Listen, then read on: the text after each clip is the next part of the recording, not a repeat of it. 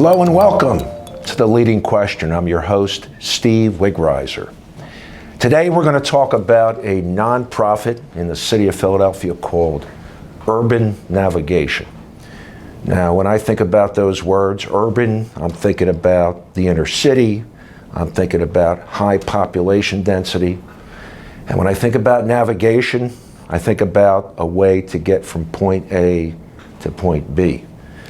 But this group is a group that puts it all together in order to address a very significant societal problem, a problem in the city at large, a problem in the neighborhoods, and that is youth urban violence. And here today to talk about this group is Don Jackson. Before we dive into it, I always like to let our viewers know a little bit about you personally, where you're from, what your background is. So I'm going to give you the floor for a couple minutes to tell us who you are. I grew up in Philadelphia, born and raised here. All right. Lived in West Philly for a couple years, lived in Germantown, lived in Logan. Where'd you go to high school? Went to Germantown High School. Okay. My mom wanted me to go to Central, but it ended up, luckily for me, being Germantown. I was in the magnet program there. It's a little different coming into school at 7 o'clock in the morning instead of like 9:30 like the regular kids. But I had a good experience at Germantown High School. Right. I have to interrupt you, and I don't normally do this. I went to Central. Wow. But during the teacher strike, which happened a long, long time ago, where we were off for many, many months, right, I went to Germantown. Okay. So we have a lot in common. Yeah, we do. Okay. Congratulations. There you go. So go ahead. So just growing up and everything, I grew up in normal neighborhoods, inner city urban neighborhoods. Okay. We weren't in the burbs.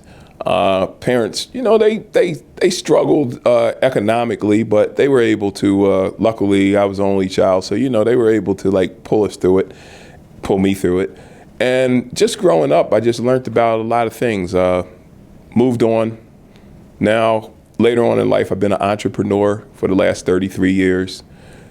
Brought Philadelphia Technician Training Institute with my business partner, Sherman McLeod. Okay. And we started training 18 and older on trades. We have 6 different trades there. And what we found out was a lot of these kids, even though they were ready for the education piece, what they weren't ready for were the aspects of where they were coming from. And this is where the gun violence and everything can still hit somebody even though they're still in school. Because when they go home from the school, they're going back to the same neighborhoods where all the problems exist. So this is why we came up with Urban Navigation. Right. My business partner, Hameen Diggins, and myself, we just put a lot of careful thought to this urban navigation problem. Your exposure to Philadelphia youth obviously starts when you were young and when you were living in the neighborhood and what have you, but then this PTTI sounds like it opened your eyes to some of the issues that needed to be addressed. Do I have that right? Coming from the neighborhoods I came from, I already saw these issues. What PTTI gave me was an incentive to do something about them and a vision as to how I should go about it, which is totally counterintuitive of the way most people would go about it. We have a problem with violence. I mean, the statistics are drilled into us. 400 or 500 people dead due to shootings. 1,000, 2,000 shot each year. These numbers, you almost get numb to it after a while. And of course, when you get numb to it, it becomes a situation where people become complacent. From your perspective, what is the scope of this problem? Because I don't want to understate it and I don't want to overstate it. The scope is huge. It's not just the city of Philadelphia, it's across the nation that they're experiencing these problems. And this is why even the suburbs are starting to get an influx of gun violence issue.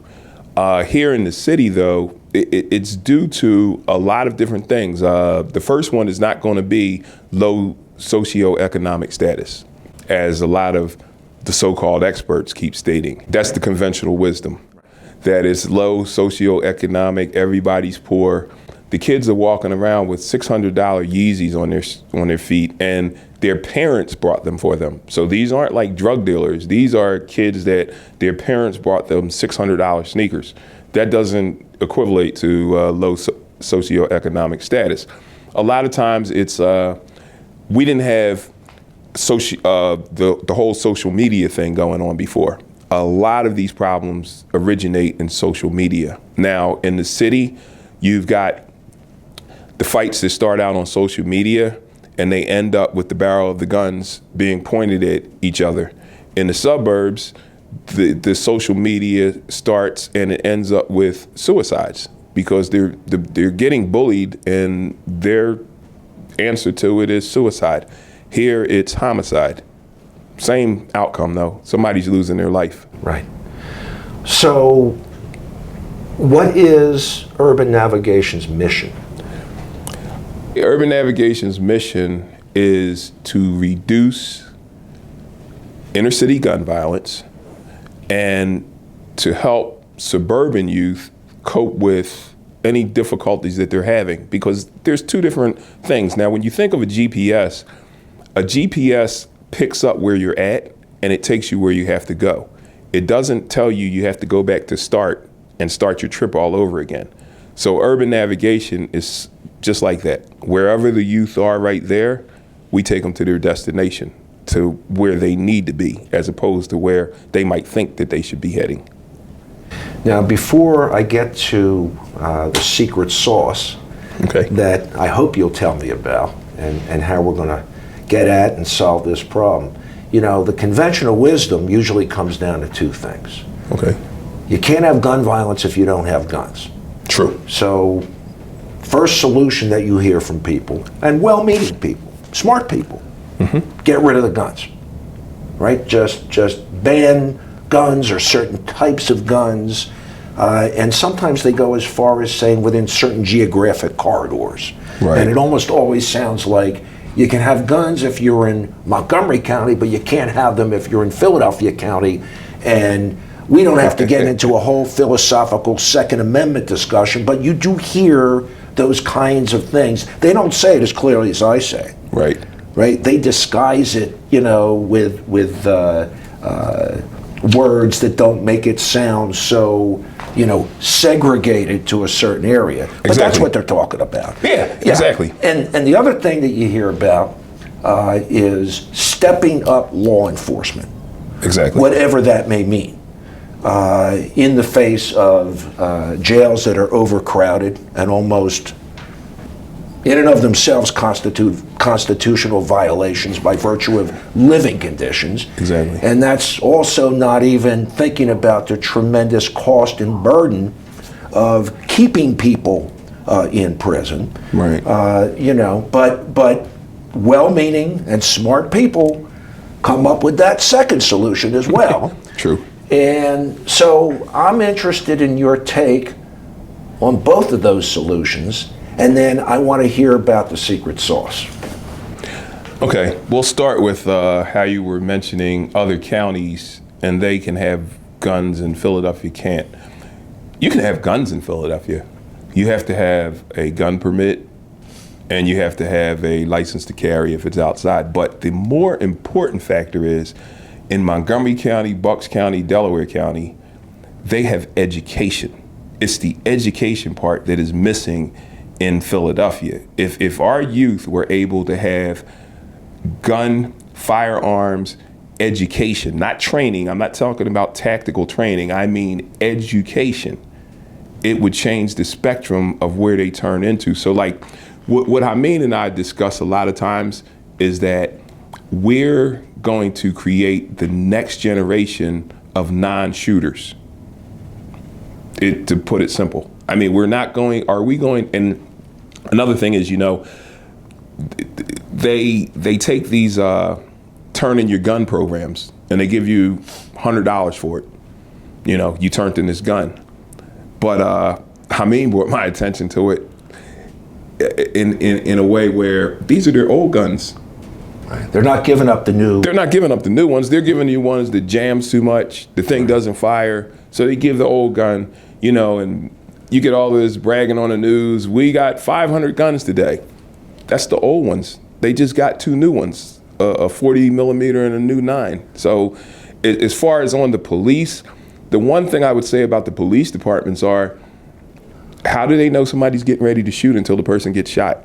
So it still kind of leads to the person who's holding the gun and has possession of the gun. I've never seen a gun sit on the table and shoot somebody by accident. That's true, but I think what they're talking about is increasing penalties for either illegal gun ownership or gun use.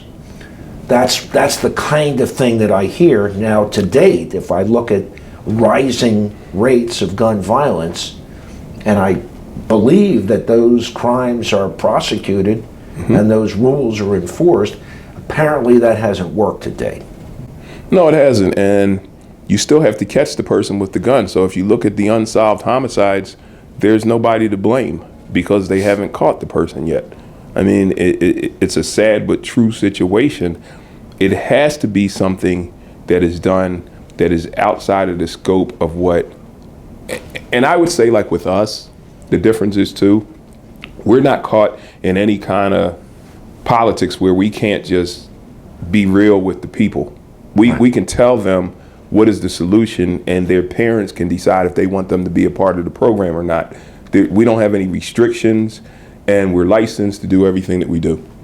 Well, it sounds like you believe and understand that guns are a fact. Yes. No matter what rules or regulations or what enforcement may be in place, there will be guns. There will be guns in the inner city. And there is a track record of using guns for violent purposes. Yes. You know, so given that, what is this education component that they're doing out in the counties and that we're apparently not doing in Philadelphia, and how does that begin to address the issues that we've discussed?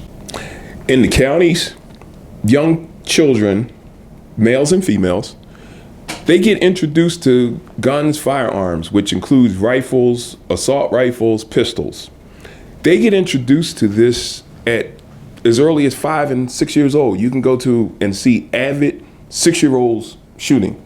And a lot of times they are spectacular with their scoring. Now that's somebody that's really been worked on. Usually kids don't start shooting until they're about 10 years old. But in any case, they're doing it in a legal fashion. They're doing it in a fashion where the gun doesn't have this mysteriousness about it because their parents are teaching them about it.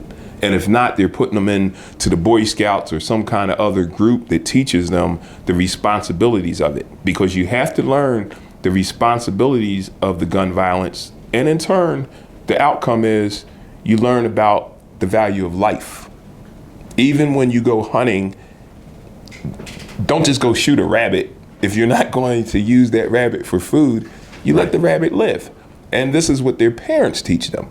So why in the world would you point a gun at another human being because you have a beef that was started on social media that could easily have been done away with? My girlfriend said to me one day, and it sounded kind of crazy, but it's the truth.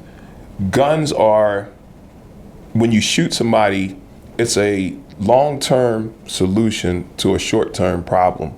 And I had to think about that, but it's the truth. You've killed somebody. You're possibly, if you get caught, you're going to jail for the rest of your life. And the solution would have been to just shake hands and go the opposite way, and you guys don't even have to talk anymore if you don't want to. And everybody would have lived. So, you know, it's kind of deep. It sounds it. Now, the word that I hear from time to time is a culture of violence. Is that phrase an accurate phrase? Does it have any meaning to you? Yes. What does that mean exactly to you? The culture of violence is within certain groups of people. Culture is just like anything else. Like, for instance, rap music, that's a culture. People who are hockey players, that's a culture. All the sports are not just one culture to itself. You got your basketball players, you have your football players, your hockey players, your soccer players. Well, there's also firearms. Then there's gun violence, which is not a sport. It is a culture. And right now, these kids have ops out here. They want to look at, their ops. Like they're playing Black Ops on, Video PlayStation or something. Yeah, right. And it's a situation where if it was a video, the video game can go back to reset and the kid stands up and he's shooting again. That's not the case here. When he goes down, he's down. Now, you're wanted. And sooner or later, friends, somebody are going to tell on you. You've thrown away your life, you ruined their life, and at the same time, what did you solve? When we think about gun violence, we think about the individual who has been shot as being the victim. Yeah. Is the shooter a victim also? Is our city a victim? Is our neighborhood a victim? The shooter's a victim. Obviously, the person who got shot is a victim. That's the easy one. The community is a victim. And one person who never actually gets talked about except for the first day is the innocent bystander. The person who was sitting at the bus stop had absolutely nothing to do with it, or the little girl who's sitting out there playing rope on her porch. And because two people have some kind of dispute that they cannot settle without these guns, right, it turns into a situation where now this little girl, and then you hear about the little girl, she got killed that day. Usually after that, it's the people who were shooting, the person who got shot is now out of the hospital or anything. Every so often they might mention the little girl, but most of the time, the innocent bystander doesn't get mentioned. We actually have t-shirts that say #no bystanders.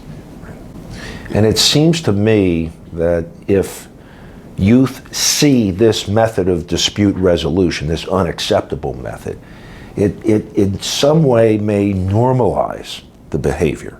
Yeah. It may make the behavior appear acceptable to others, or at least it's something that is comprehensible, so that when there is a dispute, and the mental process takes place where an individual who feels offended is thinking about how to resolve it, that might become an option. Yeah. And so the larger question is, how does urban navigation, you mentioned the educational piece, how do you go about solving this problem? Well, the first part of it is you have to get the kids' attention. We have several things that get their attention, including the power sports, which are your dirt bikes, your motorcycles, whether they're cruisers or sport bikes, the four-wheelers, ATVs, the three-wheelers, jet skis, snowmobiles, any of that. Now, the thing that is unique about that is your richest guy in Bucks County somehow or another plays on a power sports. He can be 75 years old, but he will ride or jet ski or something on a power sports. The poorest kid from Kensington, he's on a dirt bike. It's probably half together with screws, nuts, and bolts and wires that he tied together, but he's riding it. Hispanic kids, black kids, white kids, Asian kids, everybody plays with these power sports. So we're trying to unify the whole power sports thing. And I understand that it's on the news a lot that these kids are riding in the middle of Broad Street doing wheelies and all these other crazy things. But the thing about it is, we don't have a dirt bike park for them. So now they put this thing together as best they could to ride. There's nowhere for them to ride it. We like to take the kids into the counties, into the Poconos and everything, and show them these kids out here, they're getting paid $15,000, $25,000, $35,000 an event for doing things that a lot of you are able to do even better than some of them. But you are not afforded the opportunities. It's just like a basketball player. Do you think that any basketball player, Kobe or anybody else, would have been able to become that without a gym to practice, a team to play on, coaches to coach him, and then ultimately some kind of support system around him? You can't just decide I'm gonna be a basketball player. Look, I have skills, put me on your team. It doesn't work that way, and it works the same way with the firearms. You have to have education behind it. So what we do, I guess what I'm going to say is what the controversial piece, but what I think is needed is we give firearm training, NRA certified training. We teach them the beginning of where weapons came from. And from the history of mankind, there has always been violence. If you look back at the early cavemen, there was violence. So violence is not going to go anywhere. But this out of control, stuck in a particular culture thing, it comes from lack of education. If you ask these kids anything about a Second Amendment right, they don't know anything about it. If you ask them anything about a firearm other than just that it shoots a bullet, they don't know anything about that. So how can they possibly know anything about the value of life? We'll put something on the table, a pair of Yeezy sneakers. They're like, that's $1,000. Set of J's, $350 to $600. PlayStation 5, oh, that's $1,000 because they're hard to get right now. They even know that manufacturing is hard to get because they can't get that PlayStation 5. Supply chain problems. Supply chain problems. They're educated about that. What's the value of this Glock 19? Oh, that gun goes for $750 to $1,000. They know the value of the gun. Okay, the life behind what this gun takes, what is that worth? The room gets silent because they haven't a clue.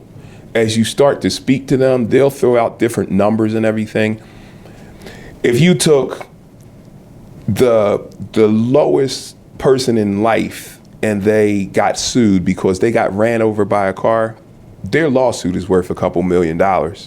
Now, what if that person who got killed was your next Jay-Z, your next Barack Obama, anybody, Tyler Perry? A lot more than that, right? It's a lot more than that. Now you're into maybe trillions of dollars worth of loss. What if he's the next Steve Jobs? What if he was the next Amazon inventor? So the answer to the kids is it's invaluable. Everybody's life out here is invaluable, but you can't learn that without the education behind what is causing the problem in the first place. You have to teach them gun education. And I understand school systems and everything, they got the bureaucracy and everything that can't get into these school systems. We have a training facility that nobody can tell us we can't train them except for their parents. And it's not just teaching them how to shoot. It particularly, that's probably the smallest part of what we teach them. What we teach them is the value of the life behind the gun. How long have you been doing this? 8 years. And how many kids would you say have come through or been exposed to the program?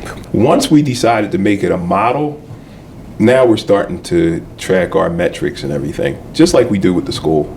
I'd say right now, we probably had about 50, 60 kids come through. We have to make it a whole complete system. We spent about $200,000 of our own money putting into the equipment, the power sports, the trailers and everything. And in that aspect, we're just running. You know, we're running in, and hopefully sooner or later, the rest of the city says to us, what can we do to help? I want to ask you this. Are you optimistic or pessimistic about changing? I'm not saying ending. I'm saying changing the culture of violence here in the city of Philadelphia. I'm totally optimistic. Totally. There is no pessimism anywhere in there. Obviously, as much money as we put into this program, we believe in it. But I also believe in these youth. It doesn't matter what color. We're into the Hispanic community, any community that wants to join in. Because youth, that's our future. If we don't have the youth as our future, where does our future lie? Because one day we're going to all be dead. Everybody in this room is not going to be here one day. I believe in people. Not all people, but I believe in people. Well, your program sounds terrific, and it's a pleasure meeting you. Thank you for being on this show. Absolutely.